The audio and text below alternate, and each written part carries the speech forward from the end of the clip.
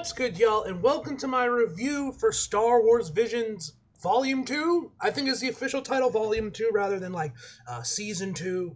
And overall, man, I fucking love this. You guys know how much I love the original, the first volume of Star Wars Visions when it was just Anime Studios, which...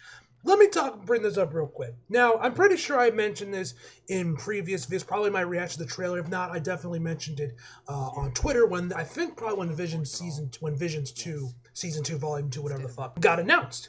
Where they announced that they were going to no longer be just doing anime studios, they were now going to be doing other studios from just around the world and just giving various other countries, you know, their viewpoint on Star Wars, which, as you guys know, like I mentioned before, I wasn't really too hyped about that, wasn't really too sold on that because this might just be a me thing, it probably is, but I felt like with them moving into a more worldwide view of giving other countries to show off their viewpoints of Star Wars, kind of made Visions lose its appeal, a little bit, at least to me, because what made Visions so cool. And that was the same reason what made Batman Gotham Knights so cool, the Animatrix so cool, was because you have this one thing, whether it's the Matrix, Batman, or Star Wars, from various different anime studios, all giving their own unique takes on, you know, this universe or this character. And when you start adding other countries in there, I feel like just kind of lost me. Like, this could just because I'm a massive weeb, and, you guys can call me an anime fanboy, a fucking weeb, whatever, you're probably right, but, that's what made Vision so cool when it was announced, hey, here is Star Wars from 8 different anime studios. I was like, oh, this is fucking awesome, bro. And when I don't know, don't get me wrong. The other shorts were amazing. Don't get me wrong, every short here I either thought was great or I straight up loved. And the art animation in basically almost all of them is spectacular, but I just wish they stuck with anime studios because the ones that were definitely either by a Japanese studio or probably worked on anime were my favorite ones. It just made me see this is what I want. Star Wars anime, nothing competes with this, man. This shit is peak. I want more of this. That's what made Vision so cool. The first season anyway, it's just with the first one with the black and white samurai shit, bro, that shit was peak. That shit was hype, bro. And, I don't know, I feel like it lost a little bit of its appeal when they started moving on to other countries.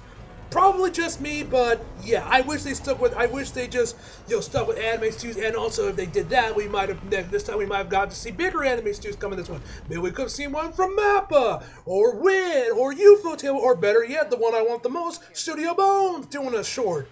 But, yeah, I don't know, maybe Season 3, they've already announced Season 3, or Volume 3 is confirmed, they're already announced they're working on that one, so maybe we'll get more anime, maybe this time they'll give anime studios a little bit more, or at the very least they'll get a bigger one, maybe next time we'll get MAPPA or something to do one.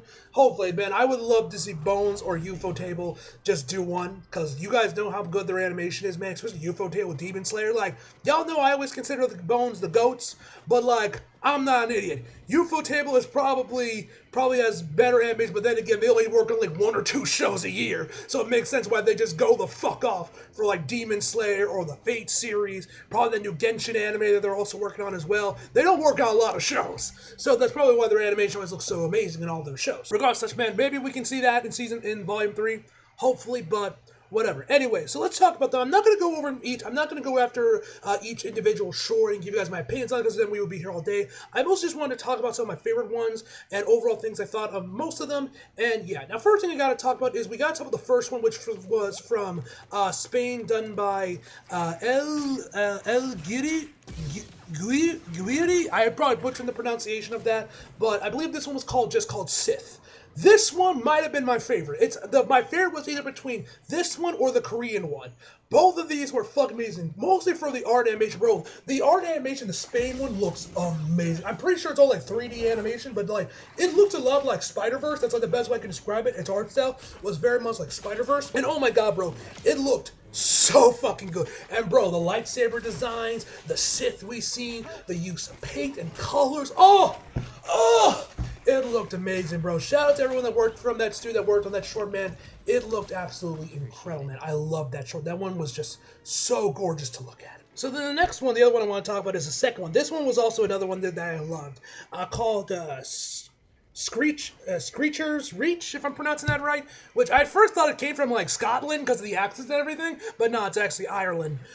This one, I love this one. The one thing I love about this one now, it starts off really not having where you're kind of questioning like, why is this part of Star Wars Vision? Because at first it doesn't really have anything to really do with their Star Wars. There's no Star Wars iconography for a good chunk of this short, and I'm always like, why is this here and not its own like separate short, you know? But then once we get to like the end of it, once it gets out of the cave, then we get to see some Star Wars iconography. You're like, that's why this is in Star Wars Visions. But this one I really love, mostly because the art style and the voice acting was great, but they have a really unique looking Sith in here. Probably the most unique looking Sith that we have seen, at least in animation form. That's like, I will say, like you guys, like I mentioned before, I will say this because as I mentioned before, you guys know I wish they just stuck with the anime series. The one thing that is kind of cool of going into different countries, just seeing all these different viewpoints and just perspectives and just art styles and artistic viewpoints or whatever you want to call it of Star Wars from all these different countries, because we get some really unique designs, some really unique looks into the Star Wars universe, and just some overall just really unique looking planets, peoples, Sith Lords. This was definitely no different, man. This one looked really cool, man. I love what they did with the Sith in this one. It looked amazing, man. That one was fucking clean as hell, man. We actually had one from the UK, which I'm pretty sure is from the Wallace and Gromit team, just because given how much it looks like Wallace and Gromit. That one was pretty funny. I like that one. There was actually a couple of them that looked like they were done like with stop motion or claymation. The third one looked like it was stop motion or claymation. That one was really good as well. There was also one from South Africa, the last one, that looked really cool. It was like a really unique thing, and I don't know how that was animated. I think it was like some sort of stop motion, but that one looked really unique as well, man. But the ones I want to talk about are the two anime ones, which is Journey of the Dark Head and The Pit. These were the two ones that were kind of done by anime studios, or one of them was by a Japanese studio, the other one was from Korea. But I guarantee you they have done work for anime studios, because you guys don't know, Japan is constantly outsourcing to Japan, or rather Japan's constantly outsourcing to Korea, South Korea, and China to help out with these production of anime for animes all the time. So would not be surprised, because like at first when I was watching this one, I thought this one was made by an anime studio, and because the voice don't sound like that, I thought I heard some of my favorite. I thought I was hearing some dub VAs I know in there. I wasn't actually. They were all different other voice actors in there. The art style looked very anime-ish. They had some really nice looking Sakuga at the end of it during the fight between the Jedi and the Sith. A really gorgeous looking shot with an amazing background. Oh my god, bro, the backgrounds of this were sick. But I thought this one was done by the anime studio, and I was like, yes, this is why I wanted them to stick to only the anime studios, because this shit is peak. This is what I want. I want more of this. And then I looked like, oh, it's actually Korea. But my point still stands, because like I said, Korea is because Japan's constantly outsourcing to Korea and China. That's why Nearest been delayed to shit all the time, because they keep outsourcing to there, and I guess I don't know, there's delays with that. But my point still stands. It should stick with anime studios only. But yeah, man, this one was amazing. The art animation, this one was amazing. Some gorgeous looking animation, man. Some amazing backgrounds. The Sakuga looked pretty good. Some nice impact frames. This is why, like I said, this is why I wish they just stuck to anime studios, or just studios that worked on them, because I guarantee you this studio has like done some work for some anime series. I guarantee you. You don't look that good unless you've done anime work, if you ask me, man. Or you don't look that much like anime if you haven't done anime work. At least in my opinion. I don't know. Maybe I'm wrong. I don't know anything about the studio. But then we have the other one from Japan called The Pit. This was actually from D'Art Shatagio, if I'm being pronounced that right. I'm pretty sure this is actually the studio that was created, or at least was directed by the guy that was a creator of the Boondocks, and I think also directed the Yasuke anime a few years ago, if you guys remember that. I'm pretty sure he directed this one, or it might have been his studio.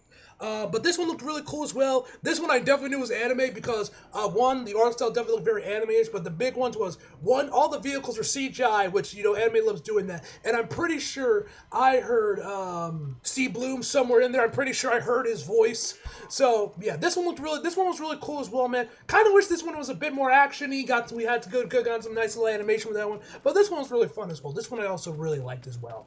But yeah, and I mentioned the South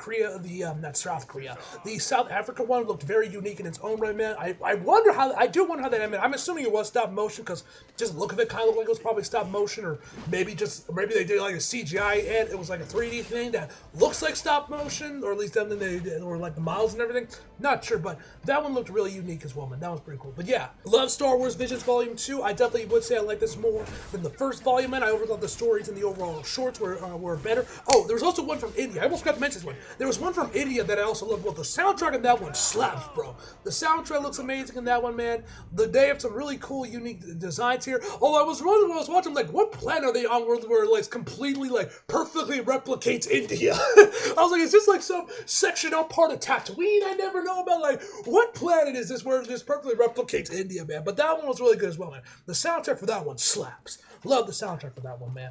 But, yeah, that's about everything I got for you guys on Star Wars Visions. Overall, my top three would be one and two is a toss between the South Korea one and the first one, like I mentioned before, and then my third one would definitely be the one from Scotland, and I probably would put the Japan one next. If not that one, probably the one from India, then the Japan one. That would probably be my order and some of my favorite ones from Visions Volume 2. And like I mentioned before, Volume 3 has already been confirmed to be in the works. Hopefully we get some more anime studios next time. Maybe the focus go back to anime studios only, maybe. Or maybe we at least get a bigger name for the Japan show, and maybe they can score Mappa to do it, or Ufotable, or Bones, or Wit, or Production and Sheep. That'd be clean, that'd be hype. You know, I would love for them to get like a big anime, because like the first one, you guys know, they were able to get Trigger on that one. They also got the studio that did the Burn the Witch anime studio, Orange, I think it was, or Clover, something along the like, whatever those studio that did Burn the Witch. So who knows? Hopefully they can get another big name anime series for Volume 3. Like I said, I want Bones the most, but if we got Ufotable as well, that'd be sick as hell as well. But, yeah, man, that's all I got for you guys today. Overall, my final for Volume 2 is going to be a 9.5 out of 10, guys. So, happy late, May the 4th be with you all. You know, I meant to try watch this yesterday, but I didn't get the chance to because of other stuff going on. And happy Revenge of the 5th to you all, man. Anyway, hope you guys enjoyed the video. Like if you did, subscribe if you're new. Following me on my socials if you feel like it. Link to the description box below. And as always, come back for more. See you guys next time. You